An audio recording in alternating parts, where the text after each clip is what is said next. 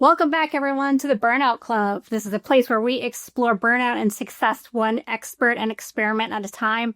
I'm your host, Patrice Bonfiglio, and today we are joined by Dr. Christine Staten. Christine, hello, welcome. Thank you so much. I'm so excited to be here, Patrice. Thanks for the invite.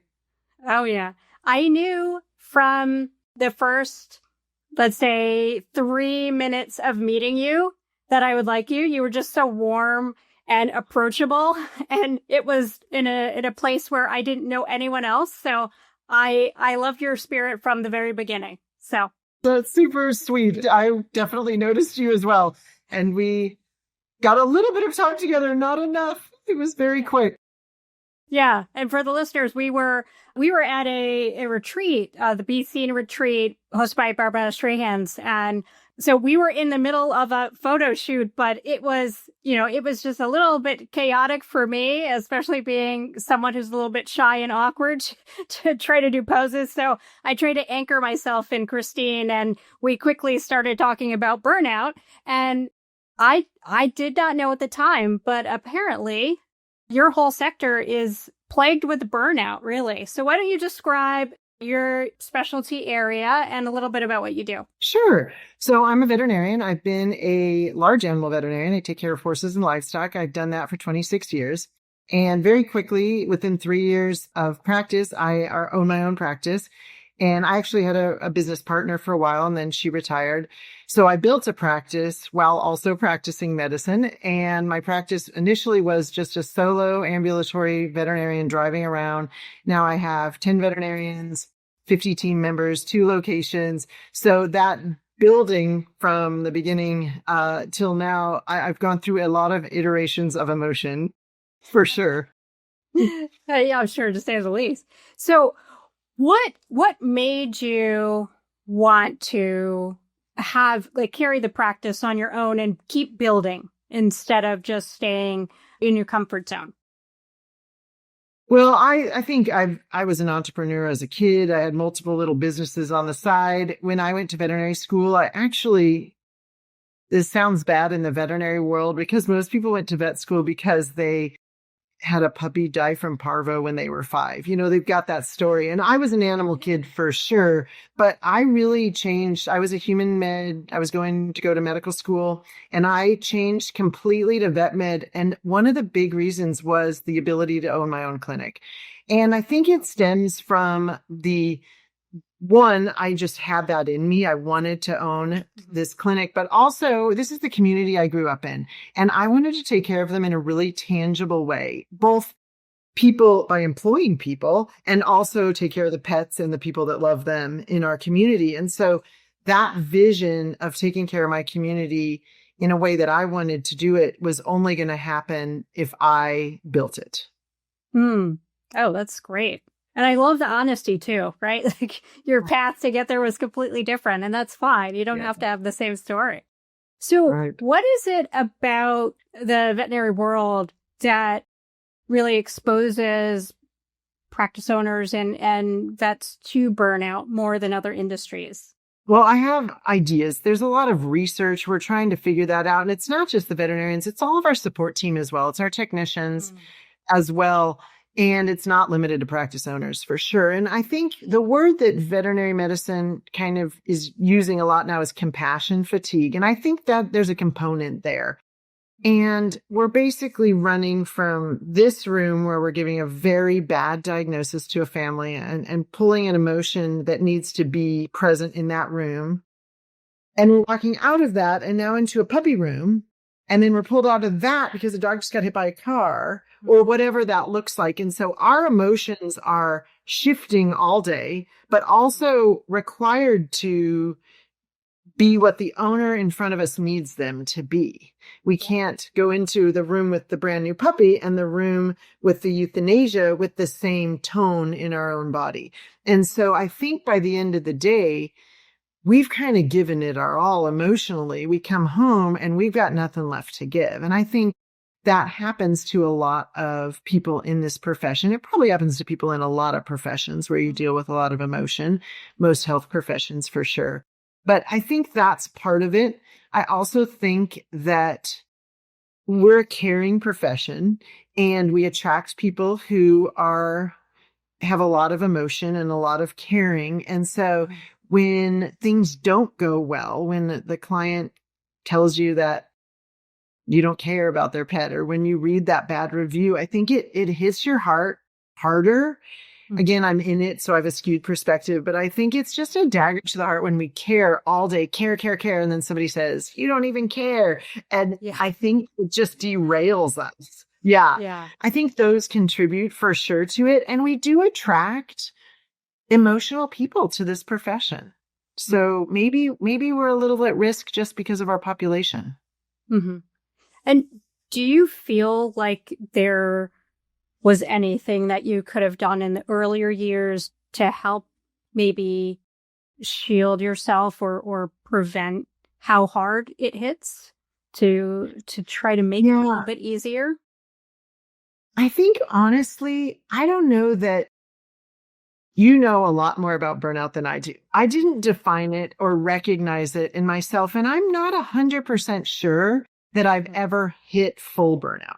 What I've learned over the years is to really differentiate my emotions. And I heard a podcast on this years ago, and it helped me kind of think when I feel that physiologic feeling, whatever that is, that spiraling, I need to figure out what is this so that I can act upon it. And to me, I've been able to do that in a way that for me, I'm going to define burnout as me not being able to control all those emotions. And I don't know that I've ever been that far down. I've watched a lot of other people do that, but I think by differentiating my emotions. So as an example, well, I'm going to go back to can I tell a story about the pandemic time? We were an essential business, and I'm trying to run a practice with almost 50 people in it, stay open and follow all the rules, the federal rules, the CDC rules, the state rules, the county rules, and the city rules, right? And we were a very, very tightly shut down city. And during that time, about 3 months in, I felt my heart beating right here a lot, like in my throat. And I thought, oh, this is great. You can't get into a doctor. I don't have time to go to the doctor. I've got something going on. I'm going to be that person that they just find dead in their bed and they're like, she should have gone to the doctor. So luckily, I'm like, this is not great timing for me to have a medical problem. So luckily I knew a cardiologist who got me in, and we spent 4 weeks with me on monitors. I ran every test, and she sat down at the end of that 4 weeks, knee to knee with me. And she said, I know what's wrong. And I was like, bring it on. I'm ready. I'm ready to hear it. And she said, you're trying to run a small business during a pandemic. This is all stress. And I got mad because I was like, what? I have control over this? So I did what any rational type A ETNG, an Enneagram 8 entrepreneur will do. And I went home and told my husband, I'd like to buy an Airbnb in the mountains 4 hours from us. And he said, what? I said, I want to manage an Airbnb. And he said, I don't think that's what the cardiologist meant. You're not supposed to start another business. And I said, that's what I'm doing. And the reason was, he said, why? And I said, because I need to be putting my energy towards something that death is not the worst case scenario. And at my work, death is the worst case scenario in pets, but also in people. We didn't know a lot in those first few months. Like, am I going to kill people by having them come to work? Am I going to have them destroyed at home financially by not letting them come to work? Like, it's a big deal. I want to deal with picking bear decor. The worst case scenario is the table breaks. So for me, my reaction was literally to do this. And I bought a bunch of bear decor, and it helped me immensely. But it got me down this path of where I need to identify my emotion and decide, for me, what does that mean I need to do? Yes, that is so good. I love that you told that example.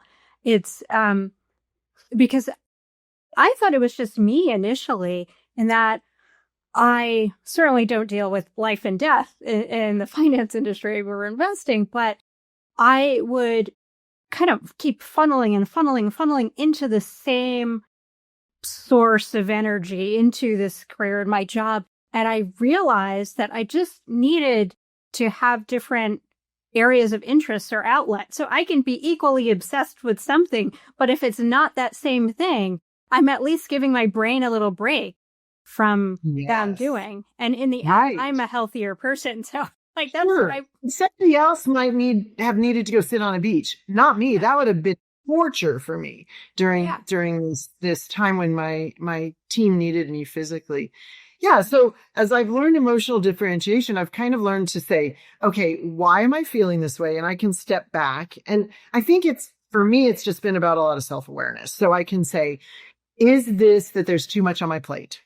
Mm-hmm. Okay. The solution to that is I need to delegate, outsource. I need to get stuff off my plate. There may be a meeting on there that just needs to be an email. I need to move stuff that in this week to next week to get it off, just redo my schedule. I need to audit my schedule and figure out how to get stuff off. So that's that solution. If I'm feeling anxious, it's usually about the future.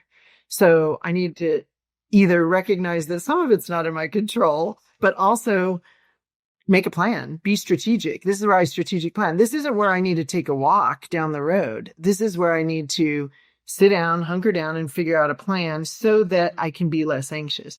And then there's this complete overwhelm where that's when I need to take a walk or do breathing exercises or whatever that looks like for any individual, where I need to clear my head.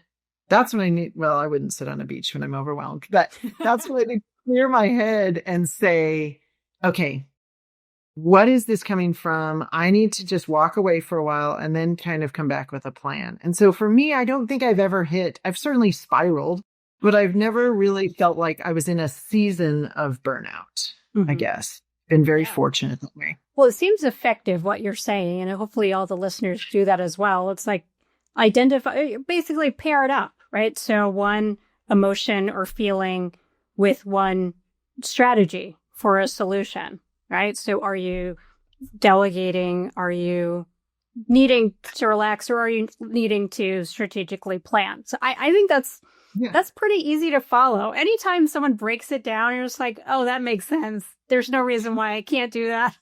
It's a good strategy. Or I'm hungry, or I'm tired. Like those are also things. Like, can I identify? Maybe I just need a snack, right? But in most cases, it's bigger than that. And it's helped me. And I think for me, that's the key to avoiding long-term burnout or stuck in burnout, to me, has been just being self-aware and recognizing pickup. And I have a walk-in closet that has, my kids call it my prayer closet because it has sticky notes with scripture on the wall. And sometimes I just got to go in there and sit for a while and just talk to myself a little bit, pray a little bit, and come out a new person. But that self-awareness happens in those spaces. Now, were you always a self-aware individual, or did you have to really work at it? No, I was not always self-aware. I think anyone around me would tell you that I was not self-aware. I probably thought I was self-aware, but I'm such a go person that I think I didn't have time to spiral. Is that real? Like, is that a real thing? I didn't have time to burn out. I didn't have time to decompensate, whatever. Yeah. I get what you're saying. Like when I think about your life and your career and everything that you have going on, I think I was certainly like that at points as well. So that almost gives more hope, though, in that you were not just innately this self-aware person, but today you're speaking as someone that's able to label those emotions and then effectively handle them. So you've given hope. Giving hope. Yes, sure. And I have little kids. So when I was building my first brick and mortar, I guess I had 4 little ones when I was starting to build the brick and mortar. So I think as moms, any mom will tell you, you can't just say, you know what, I'm going to leave for an hour and come back and because I need a moment. Like you can't leave toddlers. So I think that kind of came with me into work you just had to go. If you're the leader, you need to be leading. And in veterinary medicine, most of us practice owners are also the revenue generators. So we can't back it until we hire enough veterinarians. We're the revenue generators. And so we got to be there or we can't make payroll, but we're also trying to manage the practice. And I think that's true for lots of industries. Yeah. And did you find that there were any specific skills you picked up in running the practice or being a veterinarian that you were able to transfer into parenting? I think it's the opposite. Is that okay? Yeah. Don't tell my team members. Yeah. I mean, I think my kids are all so different from each other. And so I had to parent each one very differently, which was a shock to me. After the third, I thought, well, the fourth one will be like one of these three, right? No, it's its own. Oh gosh, they keep being different. So I think that helps me with team members go, okay, this person, it's the Gary Chapman love languages. This person really likes words of affirmation. This person really likes help.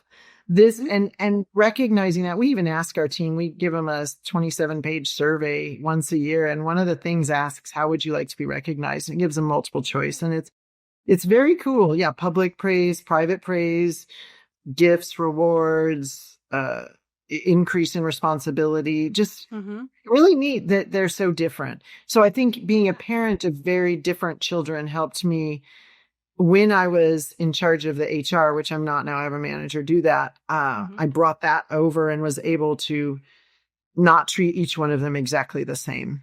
Yeah. Make them feel valued in their own way. You know what? I'm gonna create a survey. I think I'm gonna give it to my kids actually to understand, as they change and they're growing, how do you want mommy to actually incentivize you and praise you?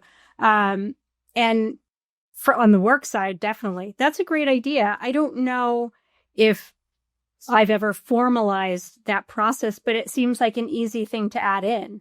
Yeah, easy. Do you start that when you're onboarding employees, or is it just everyone's kind of at the same cycle? Yeah, everyone's at the same cycle. At the beginning of each year, we give out or it's actually at the end of each year, we give out a survey right before our strategic planning event, and it's in there. Okay. We do give them a questionnaire when we hire them, and I think it's on there. I've backed up from the human resources so much. That's also self-awareness. I realized that I am not great at interviewing people. I'm good at the rest, but my manager's so much better than me. So I don't know if it's on there, but now I'm going to go check if it's on there. And in terms of your kids, the back of the book, the 5 Love Languages book, has a quiz, and all my kids took it. And nice. My husband and I took it, and it's shocking. Like you have no idea, because anyway, we could talk about love languages forever. Yeah. But they serve a purpose, definitely. And I actually had no idea that there was one for kids. I mean, I always joke around that there should be more, like iced coffee and things like that, but it's all about knowing yourself and how to interact with those around you. So it's something you should always carry in your back pocket. Wow. Yeah. So what are some other things that you feel really unlocked, either, a level of independence or maybe a level of connection with your staff or your family for that matter, that other people could start implementing as well? Well, it's specific, but I think any business owner understands this isolation. Doesn't matter how many employees you have around you. You are isolated in that you have responsibilities. You have things on your shoulders that nobody is going to understand except another business owner. So my connection and my joy has come with finding other practice owners in my industry. So initially, before the internet, literally, and when I'd go to conferences, I would just seek out practice owners. And those couch discussions at the bar, those fueled me for another cycle until the next conference. And as technology has gotten better and social media is out there and Zoom calls and stuff, the connection just grows and grows. And so I started doing veterinary practice consulting for that reason. Like, I love being with them. And I saw when we were on couches early in my career, I'm the one receiving information. And then as it went along, gradually, I'm the one giving information. And now I'm like, I can my reach can be bigger. I can create resources for practice owners to make their jobs a little easier. I can teach them how to outsource and delegate appropriately in ways that work because I did it 20 ways that didn't work. So that has fueled me being with them, being with overwhelmed or anxious or stressed, whatever word fits that, or burned out practice owners, and saying, here are techniques that can help you. You need a CEO day. End of story. You need a day where you're not seeing patients, where you're taking care of your practice. And so you can focus on your practice. So you're not treading water every minute. That connection has helped me. And so I've had to become more self-aware so that I can help other people become more self-aware. And there's days at my clinic where I'm like, I need somebody to pull me up from this whirlpool. But I like being the person that's been pulling other people up. It's been a really enjoyable, I've been doing it now almost 3 years. Love that iteration of my profession.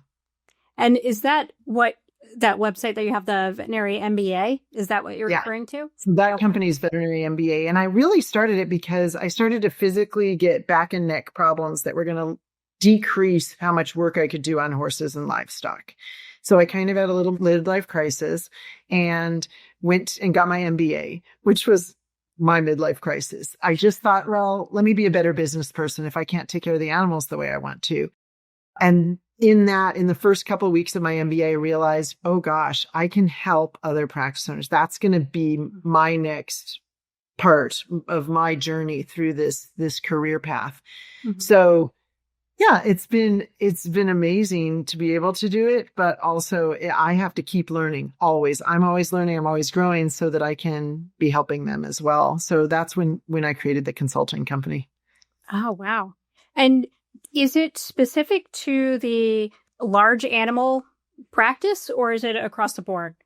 No, it's across the board. So I talk to all practice owners and managers at first. I have 5 vets that see horses and livestock, and I have 5 vets that see dogs and cats. So we have mixed practice. We just have 2 locations across the street from each other now. But yeah, it was interesting because my first target audience was veterinary practice owners, but then I'm telling them outsource, delegate. And they're like, but the things you're teaching us, we now need to teach our managers. So now I have a lot of managers in my world as well. And it's just been so fun to interact with them. I learn from them every time I'm interacting. This seems like content that should be pumped through like veterinary school, that like learning from the beginning. Veterinary schools try to teach some business. Most veterinary schools have some business courses.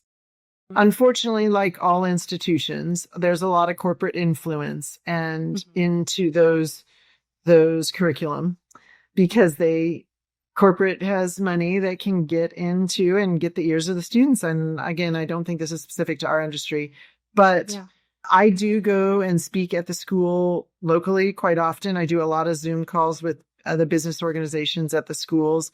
The problem in veterinary school, and I had some business courses in my veterinary education, which I loved, but the reality is you're drinking out of a fire hose, and this becomes less important while you're trying to learn anatomy and physiology and pharmacology and all these other things. It kind of is the thing that you're just like, I can't think of that right now. This I've got to learn. And so I agree that vet schools have to help, but they can't be everything to everybody. Yeah. All at the same time.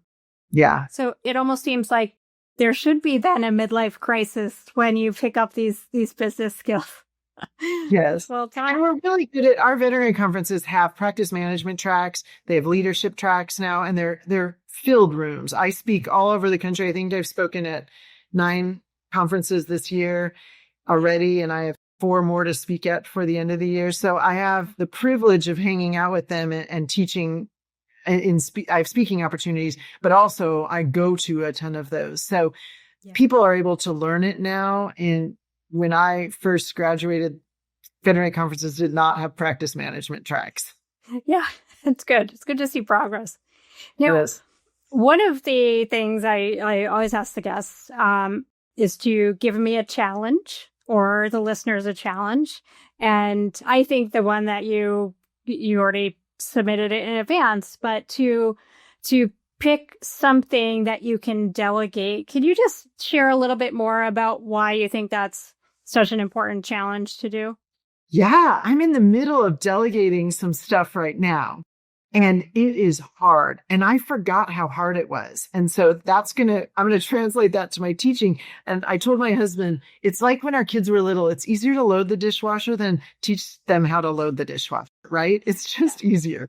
And so you have to really have time to delegate. And most of us are delegating because we don't have time, right? Yeah. So it's this big mess. And I'm trying to delegate out some stuff right now get some stuff off my plate, but it's going to take me, I have to block off a chunk of time. So tomorrow and Thursday, I have 8 hours blocked out that I would normally not need, but I need to do it to get the delegation out. And I think that's at most people's fear when they're trying to outsource or delegate is, I can't just throw it at them. It's not going to be successful. I've got to put in the time. And yeah, that's true. And I'm having to live that right now. And it's a good reminder for me that, and that time,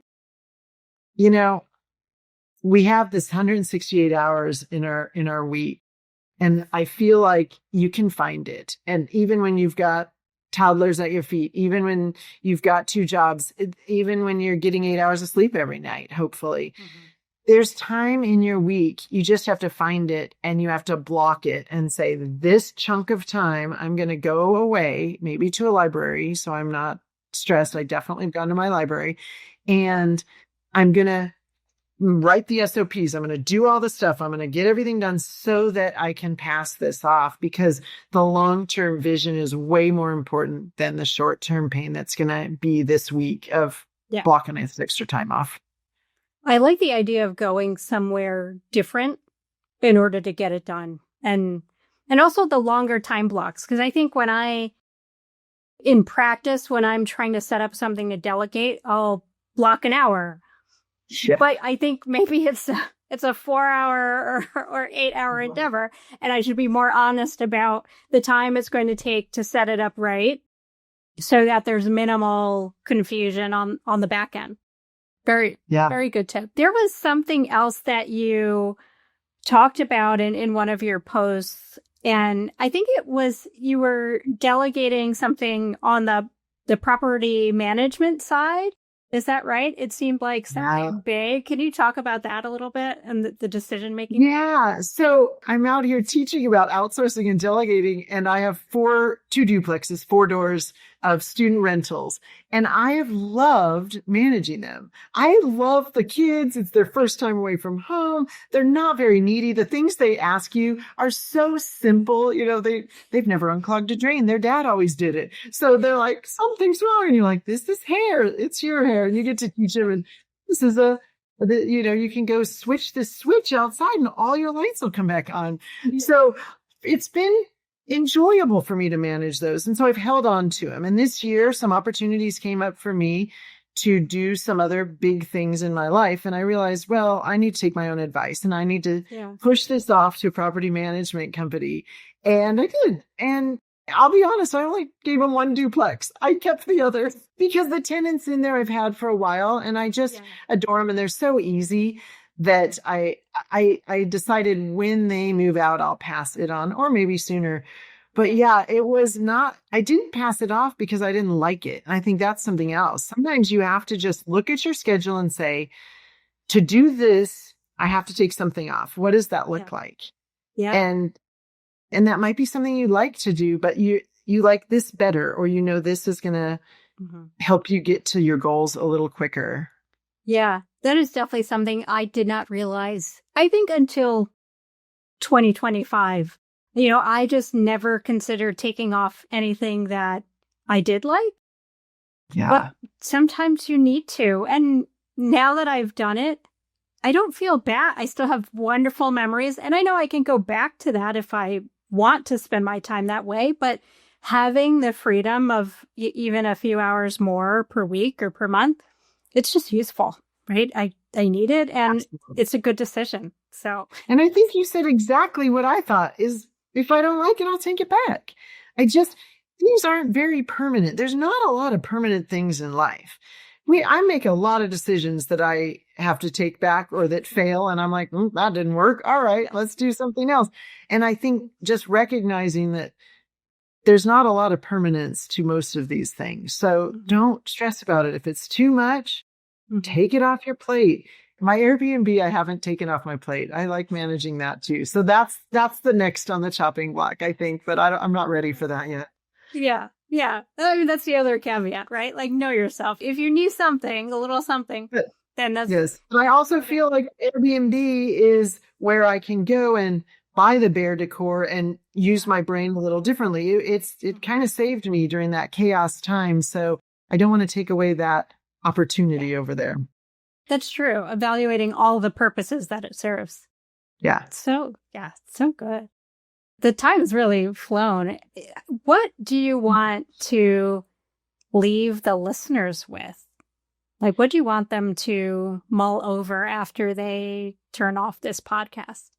I think that I might not be able to speak for those who are stuck in burnout or are really in a bad burnout stage. I don't feel like I've been there, so I can't speak to that. I can say that I think there are tools to help you avoid getting too deep into it. And it really is analyzing and just differentiating your emotion to say, what exactly is causing me to spiral, and being self-aware of your physiologic responses. Just, okay, I'm starting to feel this. Let me back up and figure out what's going on. And that might mean walking. I've walked away from meetings and said, stop. I need to have a moment. And just what exactly is going on right now. And I'm having some construction at our clinic. And during a construction meeting last week, I went, hold on, you're asking me a lot of things. I need to just back up a second and do something. And okay, all right, I can do this. It's good. So I think that self-awareness really has been the key for me. It's something I lacked desperately when I was younger. I wish I could go back in time and grab onto that a little sooner. Yeah, to act on the self-awareness. I feel like sometimes I recognize in the moment that I am feeling a lot at any given point, but I don't want to interrupt the flow. But the point you're making is really important, to say, no, stop. I need a moment, and then take that moment. Well, and the solutions are sometimes pretty simple, right? Once you recognize, oh, I just have too much on my plate, all of a sudden, for me, a lot of that physiologic thing goes away and goes, oh, well, there's a solution to that. What am I taking off my plate?